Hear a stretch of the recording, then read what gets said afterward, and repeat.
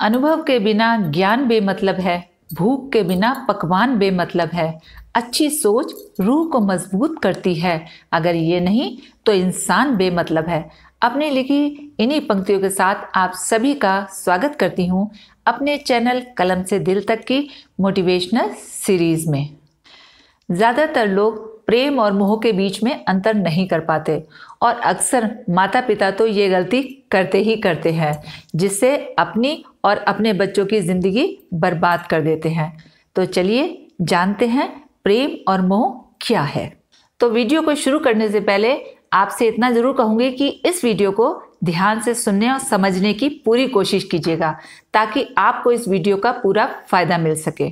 तो अपनी बात को समझाने के लिए मैं एक छोटा सा एग्जाम्पल आपके साथ शेयर करूंगी, ताकि आप मोह और प्यार के बीच के अंतर को समझ सकें। मान के चलिए कि आपके बच्चे का भविष्य और खुशियां आपसे दूर जाने में हैं, तो अगर आप प्रेम में होंगे तो आप उनको खुशी खुशी जाने देंगे। लेकिन इसके विपरीत अगर आप मोह में हैं तो बच्चों को अपने से दूर करने में आपको बहुत ज़्यादा तकलीफ होगी। अब आप में से बहुत से लोग ये सोच रहे होंगे कि जब बच्चे बाहर जाते हैं तो उनकी परवाह तो की जाती है, लेकिन आपसे एक बात कहूँगी कि बच्चे जब बाहर जाएं तो आप उनकी पूरी व्यवस्था करें कि वो कहाँ रहेंगे, क्या खाएंगे, क्या पिएंगे।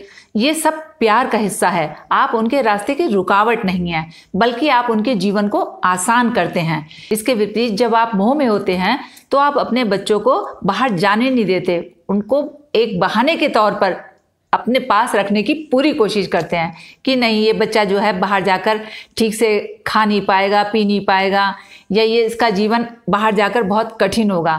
तो यही अंतर है प्रेम और मोह में। और इससे ये पता चलता है कि जब आप मोह में होते हैं तो आप केवल अपने ही सुख के बारे में सोचते हैं, यानी कि वो आपको स्वार्थी बनाता है। दूसरी तरफ जब आप प्रेम में होते हैं तो बच्चे के भविष्य और बच्चे के सुख के बारे में सोचते हैं, जो कि आपको निस्वार्थी बनाता है। तो यही कारण है कि मोह बंधन में रखता है और प्रेम बंधन मुक्त करता है। अब आता है सबसे इम्पॉर्टेंट पॉइंट, जो कि प्रेम और मोह को अलग करता है। प्रेम में जब आप होते हैं तो आपको अपने बच्चे की छोटी सी भी गलती मंजूर नहीं होती और आप उसको बेस्ट बनाने की कोशिश करते हैं। इसके विपरीत जब आप मोह में होते हैं तब आप जैसा वो है वैसा ही उसको एक्सेप्ट करते हैं।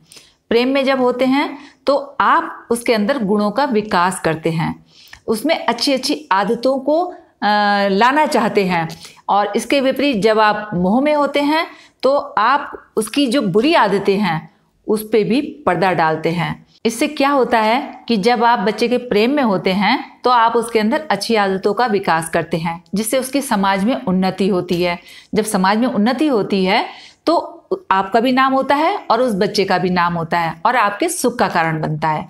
दूसरी तरफ जब आप बच्चे के मोह में होते हैं, चूंकि आपने उसकी हर बुराई पर पर्दा डाला है, जिससे क्या होगा कि उसके अंदर बुराइयों का प्रभाव बढ़ जाएगा, यानी उसके अंदर बहुत सारी बुराइयां जन्म ले लेंगी। जब आपके बच्चे में बहुत सारी बुराइयां बढ़ेंगी तो उससे क्या होगा, समाज में उसका पतन होगा, आपके लिए शर्मिंदगी का कारण बनेगा और साथ ही आपके दुख का भी वो कारण बनेगा।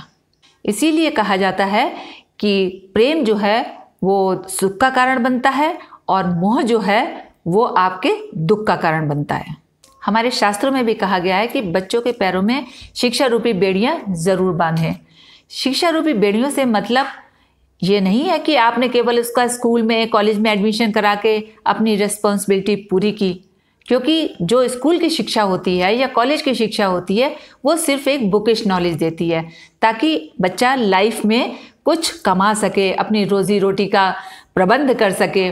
लेकिन एक्चुअल में जो शिक्षा होती है वो उसको घर से और पेरेंट्स से मिलती है, और वो होती है उसकी moral values, social values, emotional values.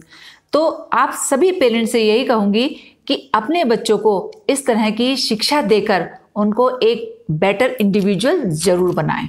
इसके अलावा शास्त्रों में यह भी कहा गया है कि जो माता पिता अपने बच्चों को अच्छी शिक्षा नहीं देते हैं वो उनकी बचपन में ही हत्या कर देते हैं।